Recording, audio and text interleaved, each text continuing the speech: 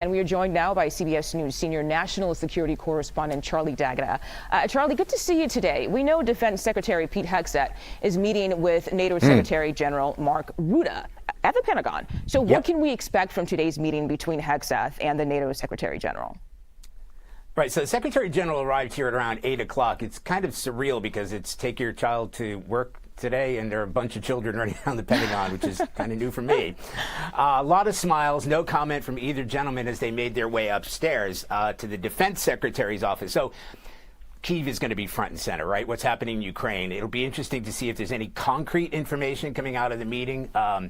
Secretary Hegseth and President Trump, for that matter, have made it abundantly clear that they expect to see NATO and European allies, partners, take a more robust lead, particularly in the war with Ukraine.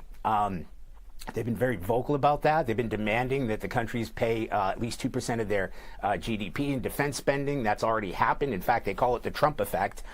Poland, in particular, has already surpassed that, which shouldn't be a big surprise. It's happening right across the border from them. And they're acutely aware of the Russian threat. So, and of course, there's Russia's ally, Belarus. So, you know, of course, the NATO Secretary General is here to dissuade both Hegseth and President Trump not to really force the Ukrainians into a peace deal against their will. But NATO partners, and Ukraine for that matter, know full well that U.S. military aid is on the line. And as Holly said, patience is growing thin at the White House.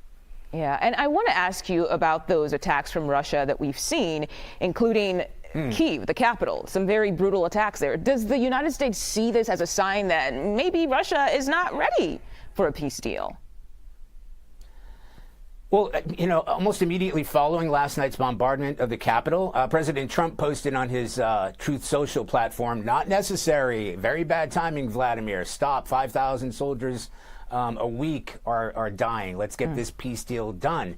As Holly said, I've lost count how many times I've been in the Capitol or other cities when they've come under bombardment, and it's terrifying for the residents. And I have to sort of frame that, like, when you see something like that happen, it means that the Russians have sent so many missiles and drones toward the Capitol, it simply overwhelms air defense systems.